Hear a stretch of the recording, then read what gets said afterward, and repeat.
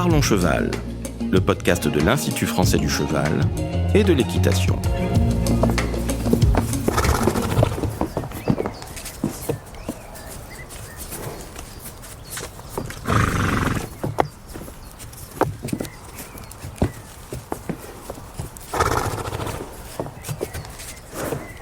Bonjour, je suis Laurent Vigneault de l'Institut français du cheval et de l'équitation. Aujourd'hui, on vous parle de l'adaptation comportementale des chevaux lors des vagues de chaleur. Et pour ça, je reçois Juliette Auclair. Bonjour Juliette. Bonjour Laurent. Alors Juliette, tu es responsable scientifique du plateau technique de Chambéret à l'IFCE. Chambéret, c'est un plateau qui est près de Pompadour. On se trouve à 45 minutes au nord-est de Pompadour.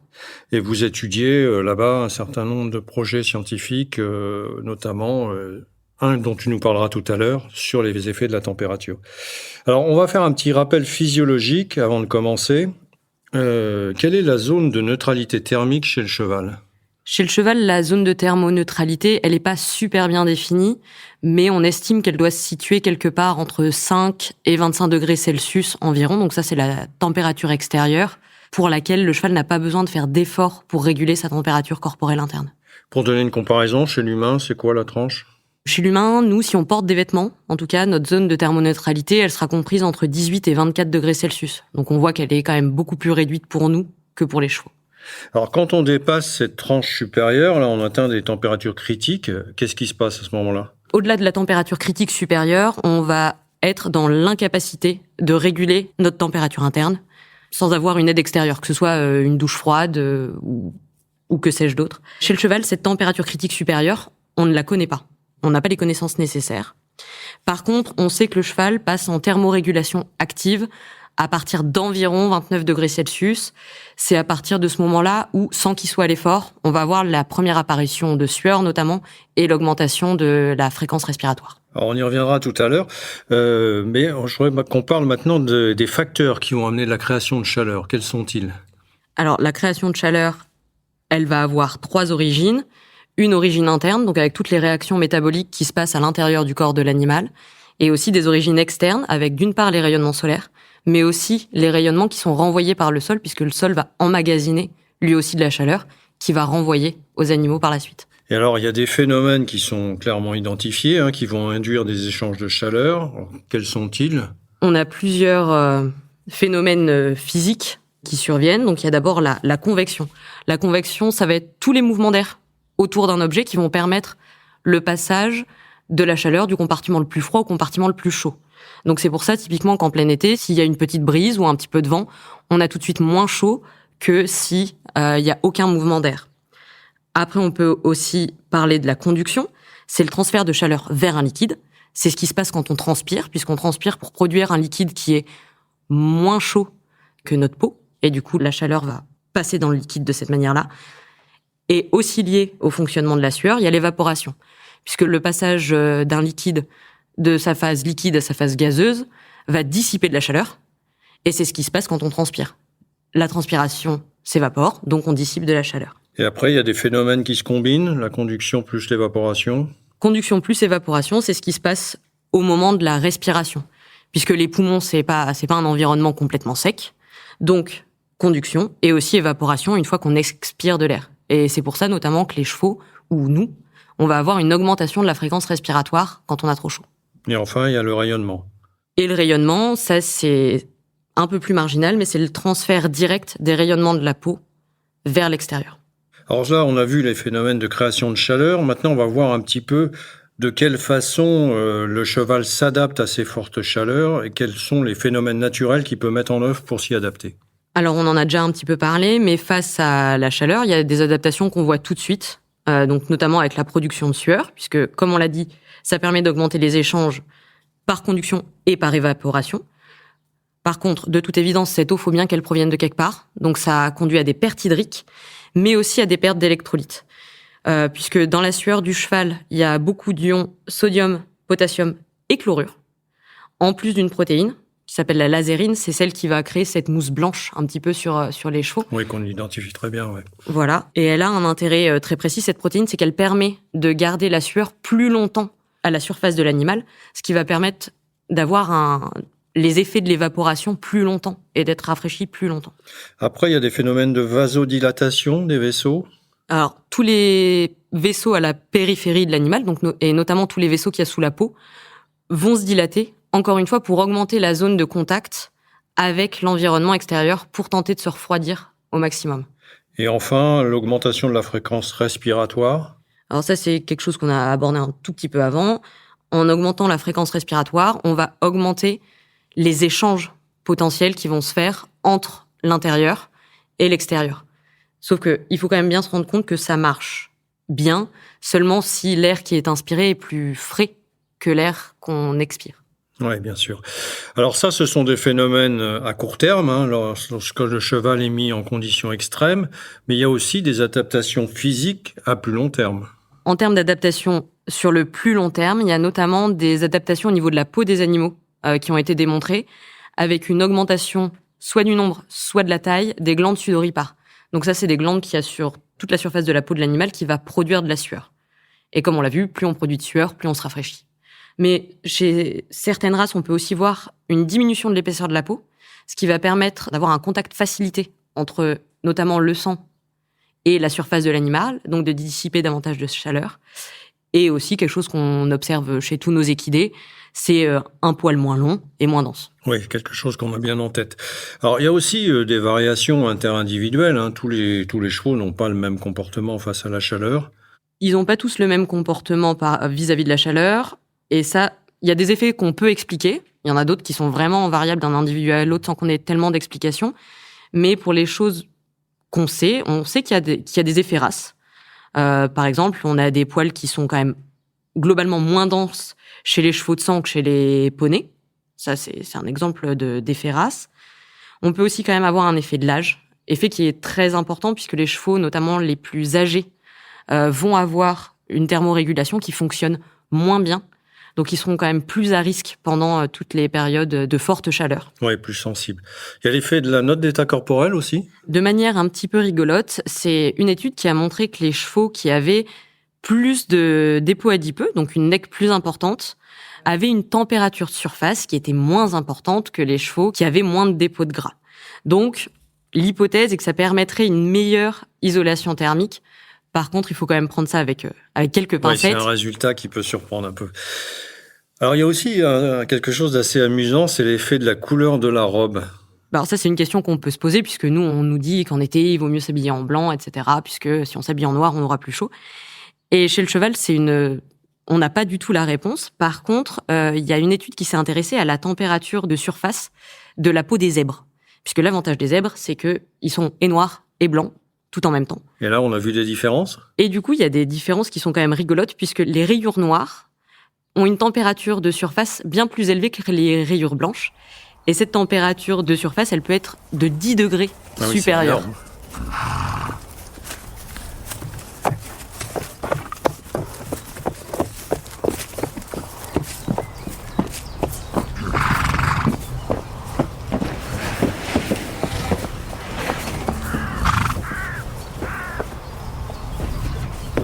Alors on va parler maintenant de l'intervention humaine, puisque ça, ce sont effectivement les chevaux qui se débrouillent par eux-mêmes dans leur milieu. Mais que peut faire l'humain pour réguler ces effets de température ? Alors souvent en été, on voit des couvertures anti-mouches sur certains individus qui peuvent être particulièrement embêtés pour les insectes. Et ce qui, de toute évidence, fonctionne. Pour les insectes, pour les insectes. Mais par contre, il faut faire quand même attention, puisque d'être recouvert, ça peut empêcher certains mécanismes de thermorégulation d'avoir bien lieu. Comme on parlait notamment de la sudation tout à l'heure et de son importance, un cheval qui est recouvert va pas pouvoir utiliser sa sueur correctement. Oui, ça c'est logique. Ouais. Donc il faut faire attention à ce que ça crée pas d'hyperthermie. Alors il y a ensuite un élément très très important, c'est la fourniture d'abris.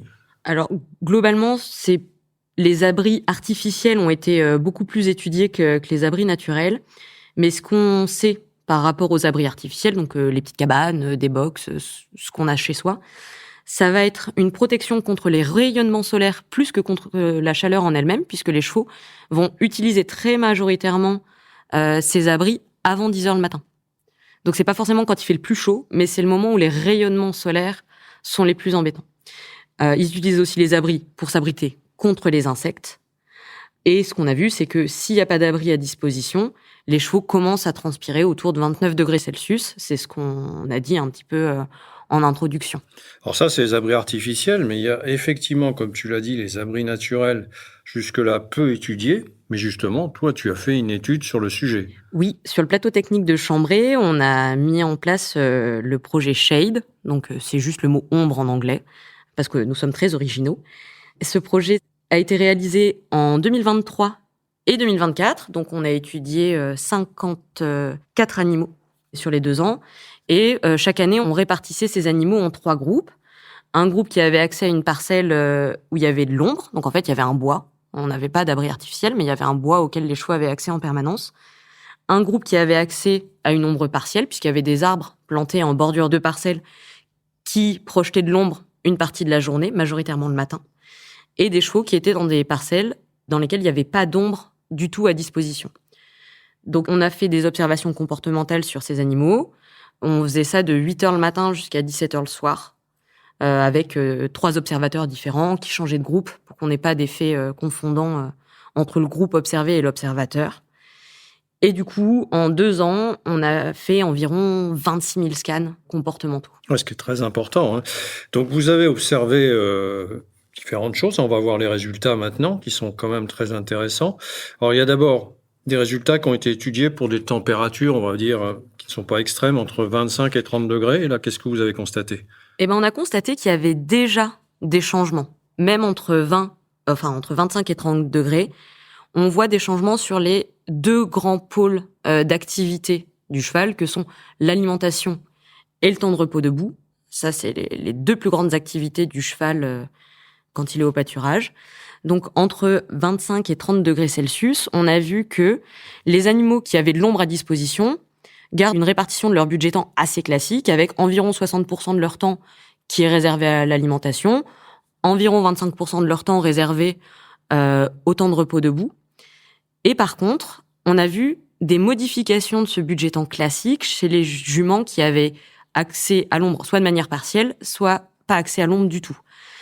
Pour ces 2 groupes-là, on a vu une diminution du temps d'alimentation, puisqu'elles descendent à 50% de leur temps alloué à l'alimentation, et en parallèle, une augmentation de leur temps accordé au repos debout, avec environ 35% de leur temps qui est réservé au repos. Ouais, c'est-à-dire qu'ils sont dans une attitude un peu figée, sous la chaleur, en attendant que ça se passe, entre guillemets. La température supérieure à 30 degrés, là aussi des résultats intéressants qui confirment un peu ces tendances. Au-delà de 30 degrés, on a vu des résultats qui sont quand même assez similaires à ce qui a été évoqué là entre 25 et 30 degrés, mais les différences qui sont notées sont encore plus importantes que ce qu'on avait vu pour les températures un tout petit peu plus basses. Donc, comme précédemment, pour les juments qui ont accès à un abri en permanence, le budget temps reste dans ce qui est attendu classiquement pour des chevaux au pâturage, donc environ 60% de leur temps accordé à l'alimentation, environ 20% de leur temps accordé au repos debout. Et par contre, pour les juments qui avaient accès à de l'ombre, soit de manière partielle, soit pas d'ombre du tout, le temps d'alimentation décroît encore, avec environ 40% de leur temps alloué à l'alimentation. Et de la même manière, le temps de repos debout augmente encore, avec environ 45% du budget temps accordé au repos pour les 2 groupes qui n'ont pas accès à l'ombre de manière permanente. Alors, malgré ces différences observées sur le temps d'alimentation, vous n'avez pas observé de différence au niveau de l'état corporel ? Que ce soit en termes d'état corporel ou de variation de poids vif, puisqu'on pesait les animaux toutes les semaines. Donc, on a pu calculer les gains moyens quotidiens pour avoir une idée des performances animales. Et en fait, les 3 groupes ont exactement les mêmes performances animales. Il n'y a pas de différence, que ce soit en 2023 ou en 2024, sur les performances animales des juments, quel que soit le traitement, ombre, pas ombre, un peu d'ombre. Et ça, ce que ça nous suggère, c'est que, quand même, les animaux qui n'ont pas un accès à un abri en permanence vont décaler leurs activités, et notamment leur activité d'alimentation, sur les périodes les plus fraîches de la journée, et notamment la nuit. La nuit, oui. Il y a donc un phénomène compensatoire, si on peut appeler ça comme ça. Pour ce qui est de l'utilisation de l'ombre par les chevaux, donc là, on a observé leur comportement pour savoir ce qu'ils y faisaient. Oui, c'est qu'en fait, à chaque fois qu'on a observé un comportement, on notait si le comportement a été réalisé soit au soleil, soit à l'ombre. ce qui nous a permis de voir s'il y avait des comportements qui étaient préférentiellement réalisés à l'ombre ou au soleil, en fonction de la température extérieure.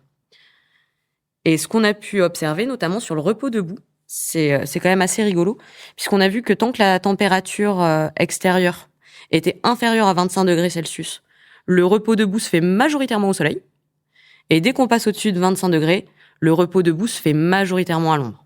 Ouais, c'est intéressant, effectivement. Et vous avez observé aussi leur comportement face aux insectes. On a aussi regardé ce qui se passait par rapport aux insectes, puisque comme on a pu le dire précédemment sur ce qui avait été fait vis-à-vis des abris artificiels, on avait vu que les abris étaient utilisés par les animaux pour se protéger des insectes. On s'est demandé si avec des abris naturels, comme un bois, comme ce qu'on a étudié là, si on avait le même effet. Et du coup, on a vu un effet similaire à ce qui avait été étudié précédemment, donc avec une diminution du nombre d'insectes chassés à l'ombre par rapport au soleil, tant que les températures étaient inférieures à 25 degrés Celsius. Et par contre, dès que les températures montent au-delà de 25 degrés, on se rend compte que la présence de l'abri n'est plus suffisante. On a quand même moins d'insectes qui sont chassés à l'ombre, mais c'est plus significativement différent de ce qui se passe au soleil.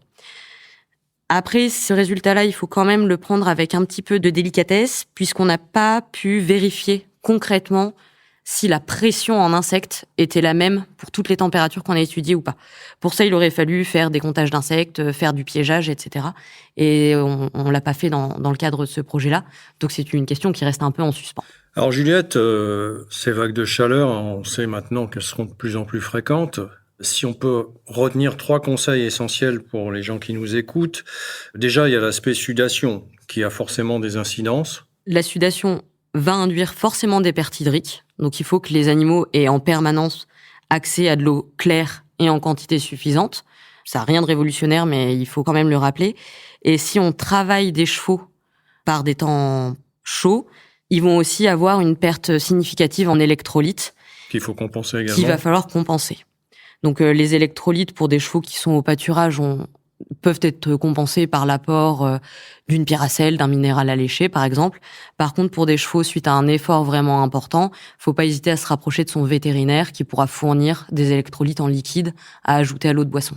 Alors, autre aspect que tu as démontré dans ton étude, que ce soit un abri naturel ou un abri artificiel, c'est essentiel. La présence d'un abri est indispensable pour les chevaux. Ça leur permet... on a vu en tout cas que même si ils arrivaient à mettre en place des stratégies comportementales pour moins souffrir de la chaleur, quand on leur fournit un abri, ces adaptations sont très peu mises en place. Donc on conserve un comportement normal et classique malgré les fortes chaleurs quand un abri est fourni. Donc ça leur permet de se protéger des rayonnements solaires et des insectes.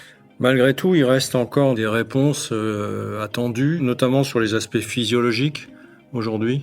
Il y a notamment une chose qu'on n'a pas pu observer, notamment pendant le projet Shade, même si ça faisait partie de nos objectifs, ça n'a pas pu être concrétisé, mais il y a notamment l'évolution de la température corporelle journalière. Parce que dire que le cheval adapte son comportement, c'est bien, mais physiologiquement, et quelles contraintes est-ce que ça apporte sur le corps, ça c'est une réponse qu'on n'a pas encore vraiment. Donc des nouvelles recherches à mettre en œuvre. Exactement. Merci Juliette. Merci. Si vous souhaitez en savoir plus sur le sujet, rendez-vous dans la description du podcast où vous trouverez des liens utiles sur notre site equipedia.ifce.fr. Vous pouvez aussi nous rejoindre sur notre groupe Facebook Equipedia Science et Innovation Equine pour plus de contenu. Pour ne manquer aucun épisode, abonnez-vous, partagez, commentez et n'hésitez pas à laisser 5 étoiles sur Apple Podcasts et Spotify. À très vite pour un nouvel épisode.